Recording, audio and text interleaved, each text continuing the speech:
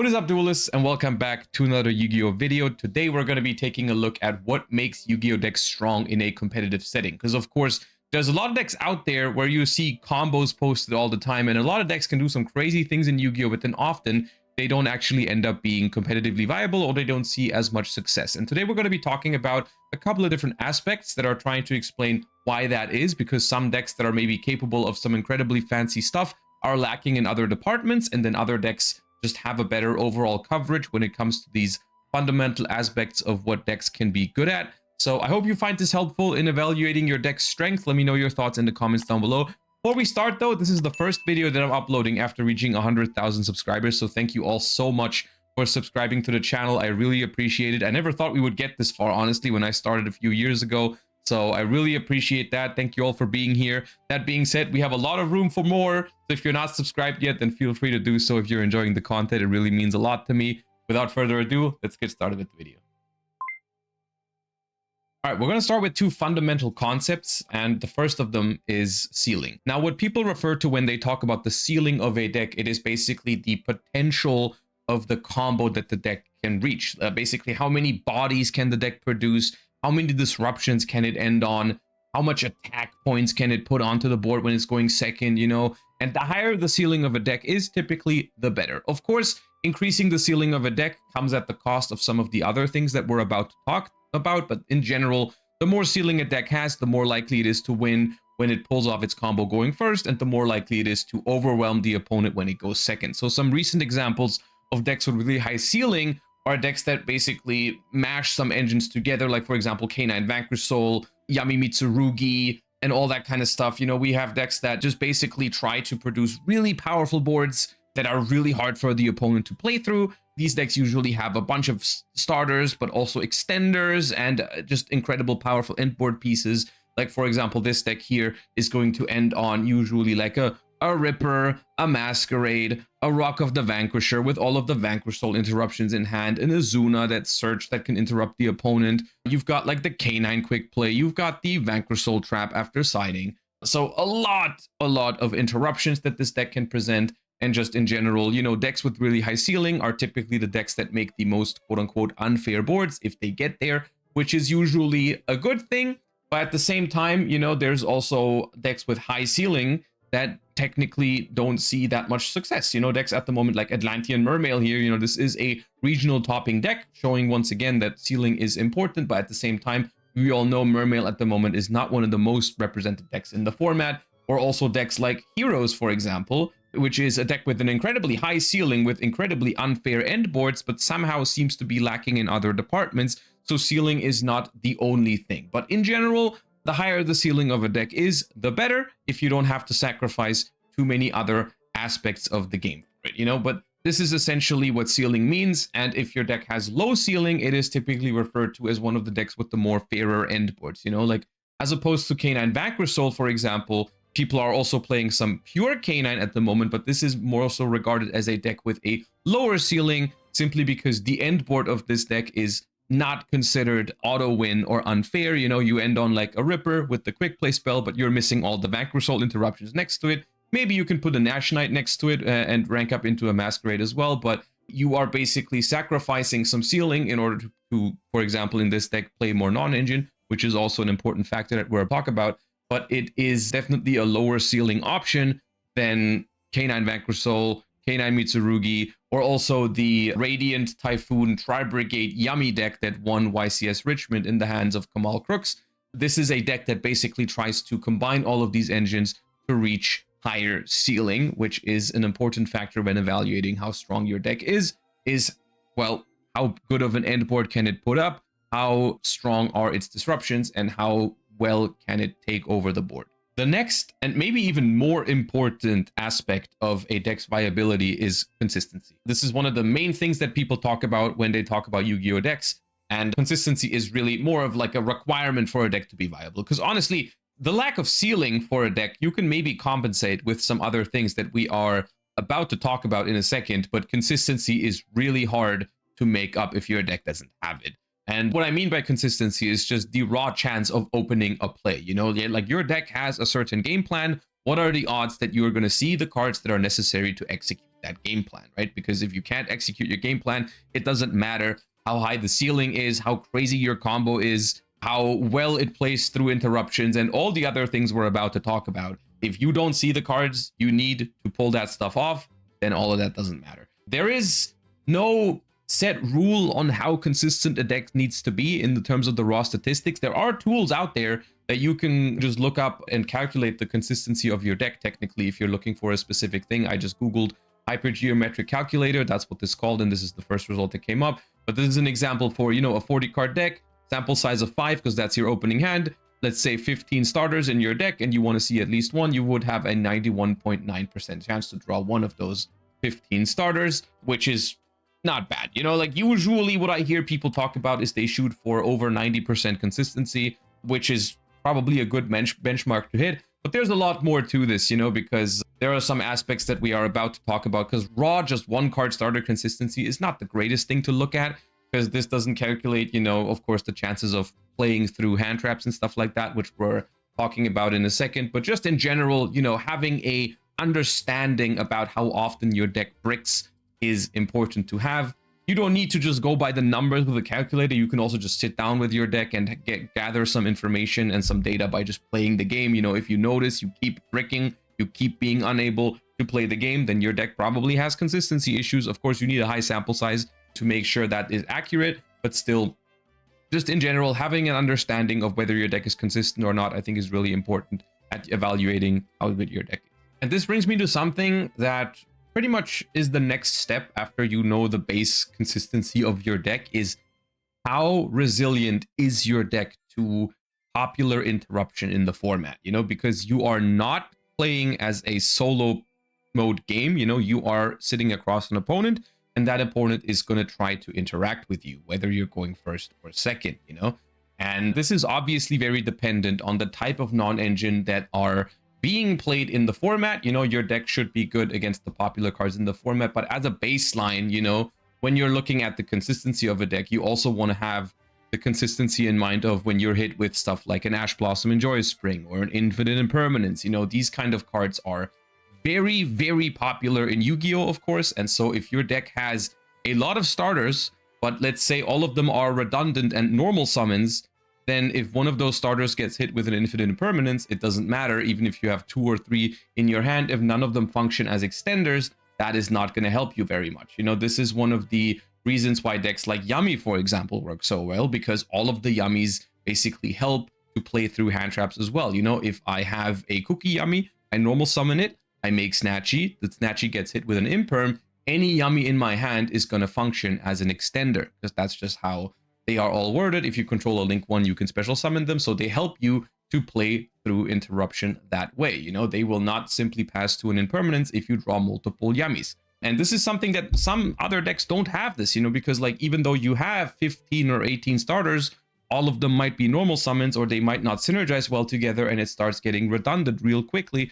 And that's why the decks, even though they have on paper the same level of consistency as a Yummy deck, they simply don't play through disruption very well. And so they are much more reliant on the opponent just having no interactions. And this is really important once again, because it is actually quite rare in Yu-Gi-Oh! That you get to pull off your full combo. Now, another really important aspect is that you're not only good against these kind of like, let's say 1-for-1 hand traps like Imperm or Ash Blossom, but also, of course, you want to be well equipped into something like Nibiru. You know, this is where the hero example from earlier comes in. That deck typically tends to struggle with Nibiru a little bit, or Salamangreat. You know, there's just a couple of decks that have weaker lines into Nibiru than others, and Nibiru tends to be a pretty popular card. Now, the important thing to realize when you're talking about cards like Nibiru or Droll Lockbird is that a weakness to these cards does not necessarily completely eliminate a deck from doing well or ever being able to top a tournament. It just means that you should be picking the right time or the right moment in the metagame to play these sort of decks, because there are times in Yu-Gi-Oh! Where these cards are more popular than others. This is why it's important to read meta trends, and sometimes it can be completely fine to play a deck that is weak to Nibiru if people are not playing Nibiru because other meta decks are really good into Nibiru. You know, this is something that, for example, at the recent 300th YCS, I feel like you could have made a call like this because Nibiru was not very popular, because the main decks in the format were Branded Draco Tail and Radiant Typhoon. and they were not super weak to Nibiru. As a result, not many people were playing Nibiru, which I think is also one of the reasons why Kamal was able to win with Yami Radiant Typhoon Tri Brigade, because that deck had, I think Nibiru is pretty good against that deck, but people just weren't really playing it that much, at least not in the main deck, and so he didn't see it that often, and therefore the weakness to Nibiru was not that big of a deal in that environment. But that is something that you need to closely observe the meta for, and then of course make the decision at the right time to play a deck like this. You know,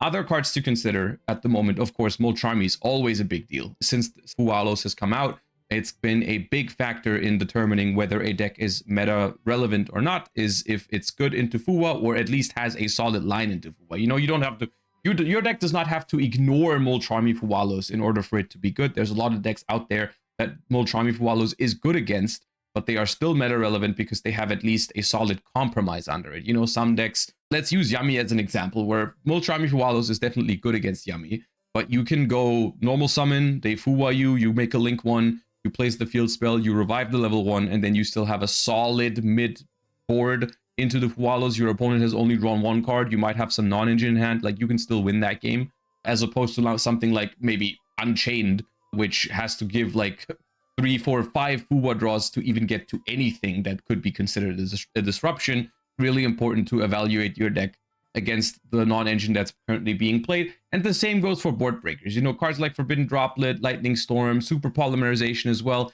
These cards phase in and out of the Yu-Gi-Oh format, and some decks are weak to them and some decks are not. So it's always important to pick decks that are strong into what's currently being played. And if Evenly Matched is a card that everyone is side decking, then it's maybe not a smart idea to play a deck that is really weak into Evenly Matched. But if Evenly Matched is not popular, then a weakness to Evenly Matched doesn't matter as much, right? So popular non-engine is something to consider, but is not necessarily a KO criteria for a deck to not be viable at all. It just means you have to pick the right moment to play the deck.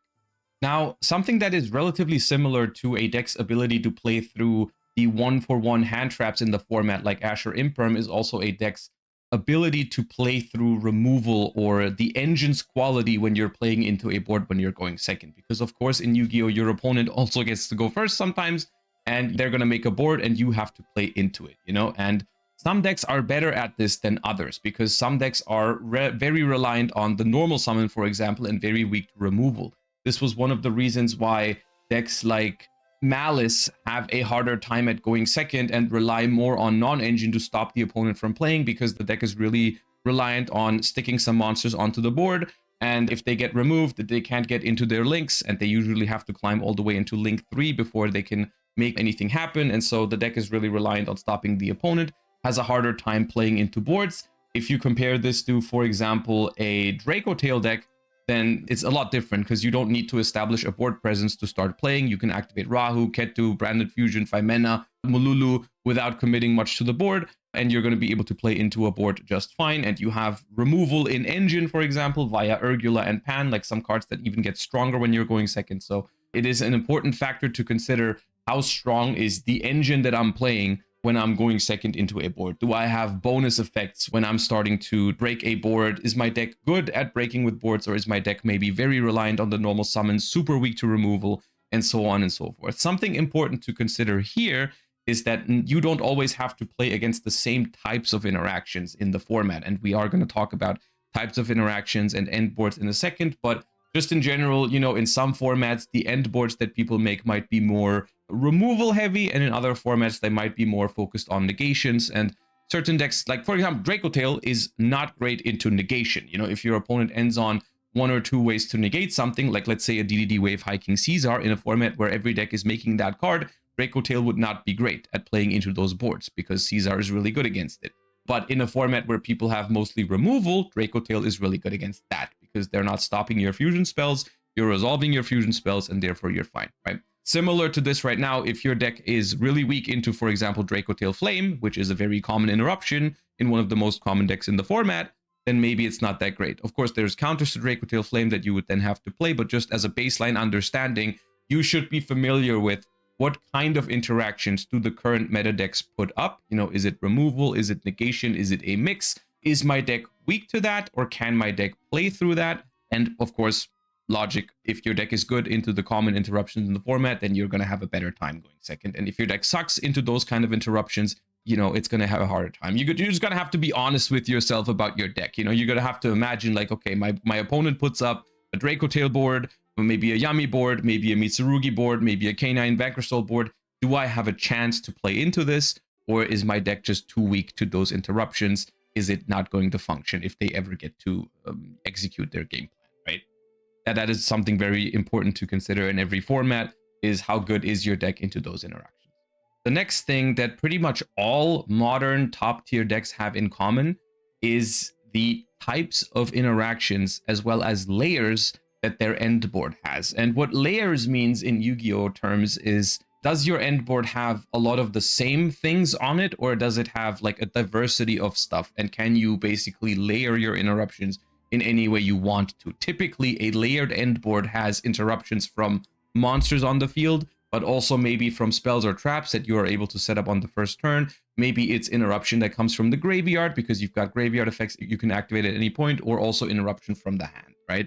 This is something that a lot of the current decks have, is they basically have a mix. You know, you have Draco Tail, which has some monsters on the board, the traps face down, Pymena in hand, right? That is something that makes these decks naturally stronger into board breakers, right? This is something we've already touched upon earlier, but cards like Dark Ruler No More, for example, are rarely effective against modern Yu-Gi-Oh decks anymore, because these decks have diversified end boards with a lot of layers to it. You know, this is not exclusive to Draco Tail. This is something K9 Vanquish Soul does this, right? You have a lot of monsters on the board, but you also have a forced release. You have the Vanquish Soul trap. You have Holy Sue in hand, probably. You have Izuna in hand. So even if your opponent has a powerful board breaker, you still have follow-up to your disruptions that are just on the field. They're not basically all wiped by a single Raigeki, because all of your monsters are now gone and that's all your deck had, right? So a very important factor to evaluate your deck's power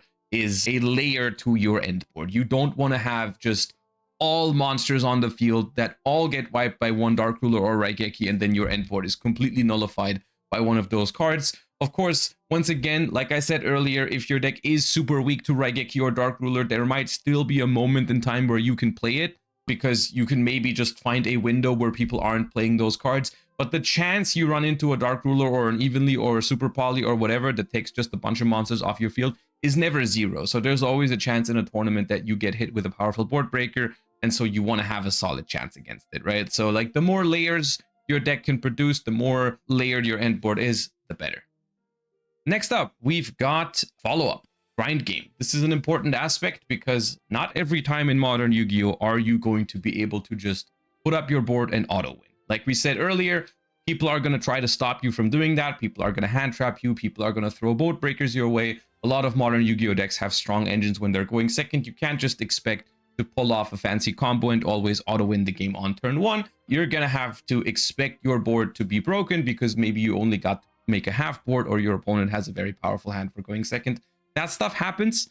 And so you want to be playing decks that create follow-up for the next turn. And of course, what this means is you don't want to be out of gas by turn one, right? You don't want to play a deck that like throws all of its eggs into one basket, which is the end board you make on turn one. And if that gets broken, you lose the game. You know, this is, of course, common sense, but Yu-Gi-Oh games are longer than just one turn, despite what people might want you to believe in YouTube comment sections. A lot of Yu-Gi-Oh games go for a little bit longer, and Yu-Gi-Oh decks want to be able to have another strong push on turn 3. Not every Yu-Gi-Oh deck needs to be able to go infinite in terms of a grind game. You know, some decks are better than others at this, you know, but in general, you want to be able to at least another push on turn 3. If your deck can't even do that, that's pretty rough. Now, something that's obviously a good thing in modern Yu-Gi-Oh is non-engine. So non-engine space, meaning the amount of non-engine that you can play while still keeping your deck consistent and powerful enough, is a very important factor in choosing or in determining how strong a deck is. The more non-engine you can play, the more likely you are to interact with your opponent when you're going second. Whether it is stopping them with hand traps or breaking their board with board breakers, that is something that you can choose depending on which synergizes better with your deck. But in general, the more room you have for these cards, the better, right? Of course. Now, the thing is, you don't get this room for no reason. Usually it comes at a cost. Usually the decks that have the most room for non-engine are decks that have the ability to just play with one card, but also are typically decks that are a little bit lower in ceiling. You know, this is, for example, something we looked at earlier. The pure K9 deck had more room for non-engine than the K9 Vanquish Soul deck, because of course in the K9 Vanquish Soul deck, you're playing a K9 engine and the Vanquish Soul engine. That takes up more space. It makes your ceiling higher, but you have less room for non-engine. This is something that is dependent on personal preference. It's dependent on the format, but all of these aspects that I'm listing here today, like not every deck can do everything, right? Like some decks are better at fitting more non-engine, other decks are better at having a higher ceiling, and other decks are better at grind games and follow-ups and so on and so forth. So it's all about balance, and I would say the best decks in the game usually fulfill a lot of the criteria that I'm talking about in today's video, but I don't really think there's many decks that fulfill everything, you know, like not every deck is able to do all of these things at once. And if there is a deck that can do all of the things we're talked about at this point in this video, then basically it's probably the best deck in the format and maybe even a tier 0 deck, right?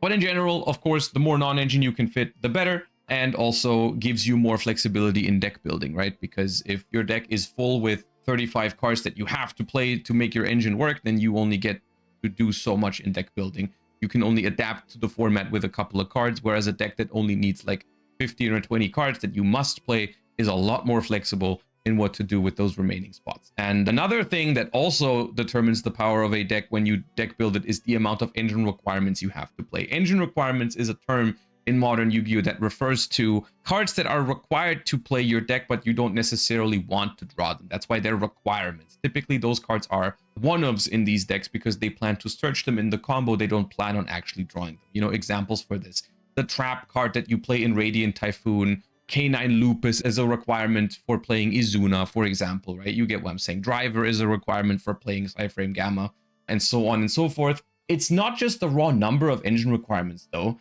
because there's also a massive difference in quality between different engine requirements in different decks. What I mean by this is basically how bad is it if you actually end up drawing one of your engine requirements, you know? And this can range from, well, this card is not ideal to draw, but it's fine if I draw it, to this card actually actively ruins my game plan if I have it in my hand because I need it as a target in the deck, right? And of course, this is vastly different. An example for this, once again, using the current format as examples, is Dracotail Flame, which is an engine requirement for playing Dracotail. If you could choose, you would often not prefer to have a trap card in your hand, especially when you're going second. However, if you do draw it, it still is a usable card. You know, it's not a terrible card to have. Maybe it even makes your lines a little bit more flexible because you don't have to worry about getting to all of the trap cards in your combo. You have one in your hand already, so you're just going to try to find the other two and call it a day, right? Especially when you're going first, drawing a Dracotail Flame, as long as your hand is not a full brick next to it, is fine, right? Mystical Space Typhoon in the Radiant Typhoon deck is a 3-of because you want to have multiples of it, so like, and naturally drawing one of these is not that bad because the deck is kind of like built around it, and the card works fine in it. It's an interruption, and you can pop your own cards and trigger your effects and so on and so forth. It's fine, right? These kind of engine requirements are pretty good to have because they don't really contribute that much to super bricky and terrible hands. And that is something that also makes a difference because looking at something like the new Call of the Haunted archetype, for example, Call of the Haunted is not only a pretty mediocre draw because it's a very slow trap card, but if you, for example, choose to only play one of it, having it in your hand actively makes one of your best starters a dead card because this card needs to set Call of the Haunted from deck or graveyard in order to pull off its effect. So having Call of the Haunted in your deck in the new Call of the Haunted archetype can actively lose you the game because you can't activate other cards in your strategy, which as a result basically forces you to play multiple Call of the Haunted, which makes the chance of drawing it higher. And that's going to make a lot more of your hands worse because you're going to have a trap card, which is pretty bad, especially going second. The deck does not have a way to activate Call of the Haunted immediately if you have it in your hand. You can activate it from your deck if you have this in your hand, but you can't make it usable from your hand immediately, which is one of my main concerns with this new archetype, for example. And I hope I was able to make clear why there is a difference between the way Call of the Haunted works in this deck versus cards like Mystical Space Typhoon or Dracotail Flame in the other decks. And I think that is also one of the reasons why Radiant Typhoon has been a pretty successful way of building an archetype around Mystical Space Typhoon. And I'm not so sure if the Call of the Haunted archetype is going to see the same success. All right, and that is, in my opinion, some of the most important aspects, or the most important aspects when it comes to determining a deck's viability. As I said earlier, I think it's very rare that a deck fulfills all of these criteria, and if it does, it's probably like the best deck in the format by far, if not tier 0. Usually, the more important thing is that a deck is not completely terrible at one of these aspects, or even multiple, right? Like if a deck is super bad consistency-wise or ceiling-wise, or has super huge weaknesses to common non-engine in the format, then it's probably a pretty bad sign. You know, you want to make sure that your deck is not terrible at any of these things that we've just talked about.